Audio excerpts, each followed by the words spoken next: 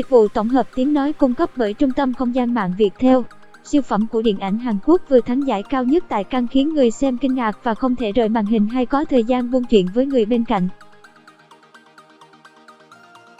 Cảm ơn bạn đã tin tưởng sử dụng dịch vụ tổng hợp tiếng nói của Trung tâm Không gian mạng Viettel. Mở đầu phim, cả đạo diễn Bong Joon-ho và dàn diễn viên trong phim đều xuất hiện và nhắn nhủ khán giả tuyệt đối giữ kín nội dung phim, tránh làm lộ tình tiết để các khán giả chưa xem Ký sinh trùng có trải nghiệm trọn vẹn. Sự cảnh báo này không thừa bởi Ký sinh trùng là một bộ phim với nhiều cú twist bất ngờ trong bất ngờ, dẫn dắt người xem đi từ ngạc nhiên này tới ngạc nhiên cho tới tận phút cuối cùng của bộ phim có dung lượng hơn 2 tiếng đồng hồ. Giọng đọc được nghiên cứu và phát triển bởi các kỹ sư Trung tâm Không gian mạng Viettel. Bạn đang nghe tiếng nói nhân tạo từ Trung tâm Không gian mạng Viettel. Vậy mà trong hơn 130 phút ấy, người xem không hề cảm thấy dài dòng mà bị hút vào mạch phim, không thể rời mắt khỏi màn hình hay lơ đãng một giây để không bỏ lỡ bất kỳ chi tiết thú vị nào. Ký sinh trùng đưa điện ảnh Hàn Quốc lên một tầm cao mới. Ký sinh trùng xoay quanh hai gia đình ở hai thái cực đối lập hoàn toàn trong xã hội Hàn Quốc, bản quyền thuộc về Tập đoàn Công nghiệp Viễn thông Quân đội Viettel. Cậu con trai cả của gia đình thất nghiệp Ki, bản tính lạc quan trời sinh, đã trượt đại học 4 lần, được một người bạn là sinh viên của trường đại học danh giá giới thiệu đến làm gia sư tiếng Anh cho cô con gái Ja, Dung Ji, So, của giám đốc Park. Cảm ơn bạn đã sử dụng dịch vụ của Trung tâm Không gian mạng Viettel. Ja, luôn cảm thấy buồn vì bị bỏ rơi bởi bố mẹ dành hết sự chú ý cho em trai. Cô bé đã đặc biệt chú ý đến gia sư mới Ki, ngay lần đầu gặp mặt. Giọng đọc cung cấp bởi Trung tâm Không gian mạng Viettel. Cảm ơn bạn đã sử dụng giọng đọc nhân tạo của Viettel. Sau đó, Ki lại giới thiệu em gái mình Ki Jeong Park So-yam đến làm gia sư cho con trai Ja, Song Jung Hyun của gia đình siêu giàu này với một vỏ bọc hoàn hảo. Jessica là con một mới trở về từ Illinois, Chicago. Ja, Song là một cậu bé đặc biệt yêu thích người da đỏ. Mặc dù mẹ cậu tin rằng cậu là một thiên tài nhưng tính cách có phần kỳ dị của cậu khiến cho không gia sư mỹ thuật nào có thể trụ quá 1 tháng. Cảm ơn bạn đã tin tưởng sử dụng dịch vụ của Trung tâm Không gian mạng Viettel. Bản quyền của Trung tâm Không gian mạng Viettel. Phim gay cấn từ đầu đến cuối với các nút thắt bất ngờ. Tuy nhiên đây mới chỉ là màn dạo đầu, bởi từ đó vô số các tình huống bất ngờ không thể đoán trước được bày ra dưới bàn tay tài hoa của đạo diễn Bong Joon-ho với một kịch bản thông minh và dàn diễn viên xuất sắc. Diễn biến tiếp theo của bộ phim vẫn là ẩn số chờ khán giả khám phá khi bộ phim ra mắt. Bản quyền thuộc về Tập đoàn Công nghiệp Viễn thông Quân đội Viettel. Song Kang-ho, người thủ vai ông bố Ki, Tae vốn nổi tiếng với diễn xuất vô cùng đa dạng, là một gương mặt đại diện cho nền điện ảnh Hàn hiện nay. Dịch vụ tổng hợp tiếng nói được cung cấp bởi Trung tâm Không gian mạng Viettel.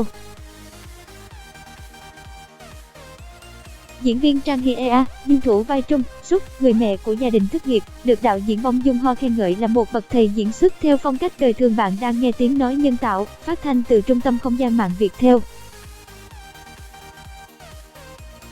Hình ảnh quảng bá phim gây sốc với ẩn ý ký sinh trùng ẩn giấu nhiều bí mật phía sau. Dịch vụ tổng hợp tiếng nói được cung cấp bởi Trung tâm Không gian mạng Viettel. Bạn đang nghe tiếng nói nhân tạo từ Trung tâm Không gian mạng Viettel. Hai diễn viên trẻ trường phái thực lực, Choi Woo-hee và Park So-yam, khiến mọi người cảm thấy ngạc nhiên vì ngoại hình của họ giống nhau như hai anh em thực sự.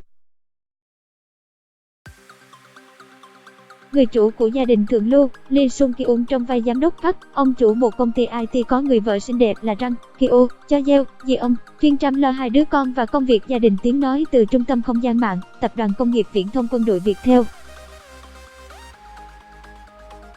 Lee Sung-kyun đã thể hiện diễn xuất tinh tế khi hóa thân vào giám đốc Park, một doanh nhân trẻ thành công có tính cách chuẩn mực. Tuy nhiên người này khá nhạy cảm với mọi thứ, kể cả những điều nhỏ nhặt nhất. Giọng đọc thuộc bản quyền Trung tâm Không gian mạng Viettel. Ký sinh trùng hội tụ dàn diễn viên xuất sắc và kịch bản hoàn hảo. Bùng nổ, ám ảnh, kinh ngạc là những cảm xúc chung của khán giả đã được thưởng thức bộ phim tiếng nói từ Trung tâm Không gian mạng, Tập đoàn Công nghiệp Viễn thông Quân đội Viettel. Tiếng nói từ Trung tâm Không gian mạng Viettel. Không thể kể hết những lời nhận xét có cánh giới phê bình đã dành cho Ký sinh trùng. Cảm ơn bạn đã tin tưởng sử dụng dịch vụ tổng hợp tiếng nói của Trung tâm Không gian mạng Viettel. Bộ phim đạt 98% phản hồi tích cực trên trang Rotten Tomatoes. Ngay khi ra mắt tại Liên hoan phim Cannes hồi tháng 5 vừa rồi, khán giả đã đứng lên dành tràng pháo tay dài 8 phút cho Ký sinh trùng. Dịch vụ tổng hợp tiếng nói cung cấp bởi Trung tâm Không gian mạng Viettel. Đây cũng là tác phẩm điện ảnh đầu tiên mang về giải cành cọ vàng cho điện ảnh Hàn Quốc trong lịch sử 100 năm của điện ảnh nước này. Giọng đọc thuộc bản quyền Trung tâm Không gian mạng Viettel. Khi công chiếu tại Hàn Quốc ngày 30 tháng 5 vừa qua, bộ phim đã nhanh chóng lập nên kỳ tích về doanh thu và lập kỷ lục về lượng người xem khi bán tới 8 triệu vé chỉ trong 2 tuần. Dịch vụ tổng hợp tiếng nói cung cấp bởi Trung tâm Không gian mạng Viettel. Ký sinh trùng cũng đã được bán bản quyền cho hơn 190 quốc gia và vùng lãnh thổ, trong đó có Việt Nam. Bạn đang nghe tiếng nói nhân tạo từ Trung tâm Không gian mạng Viettel. Đạo diễn Bong Joon Ho cùng dàn diễn viên Ký sinh trùng nhận giải cành cọ vàng tại Liên hoan phim Cannes hồi tháng 5 vừa qua. Bản quyền của Trung tâm Không gian mạng Viettel. Ký sinh trùng gây tò mò khi được cho đã định hình một thể loại phim hoàn toàn mới. Dịch vụ tổng hợp tiếng nói được phát triển bởi Trung tâm Không gian mạng Viettel. Là một bộ phim phá vỡ mọi quy chuẩn xếp loại thông thường, tác phẩm vừa hài hước châm biếm, vừa rùng rợn và đậm màu sắc kinh dị. Bạn đang nghe giọng đọc phát hành bởi Trung tâm Không gian mạng Viettel. Ngoài ra, mạch phim hoàn toàn bất ngờ và không thể đoán trước được. Tờ Vulture nhận xét, sự phát triển của câu chuyện, thứ khiến mọi người phải vỗ tay tán thưởng, thật sự xoắn não một cách đáng kinh ngạc. Bạn mong chờ Ký sinh trùng sẽ diễn ra như thế này, nhưng rồi nó sẽ đi theo một hướng khác. Tiếng nói từ Trung tâm Không gian mạng, Tập đoàn Công nghiệp Viễn thông Quân đội Viettel. Cảm ơn bạn đã sử dụng dịch vụ của Trung tâm Không gian mạng Viettel. Nó biến hóa như một ký sinh trùng cố gắng bám víu vào vật chủ vậy. Tờ sao China Morning Post cũng tán thưởng phim, chứa đầy những cú tơ quýt gây sốt và những sự hài hước đen tối nhất. Dịch vụ tổng hợp tiếng nói cung cấp bởi Trung tâm Không gian mạng Viettel. 4 nữ diễn viên của phim Ký sinh trùng tươi cười khi xuất hiện tại Liên hoan phim Cannes vừa qua. Có thể nói Ký sinh trùng là một trong những bộ phim hay nhất năm 2019, một trong những tác phẩm xuất sắc nhất của điện ảnh Hàn Quốc giọng đọc được phát hành bởi Trung tâm Không gian mạng Viettel.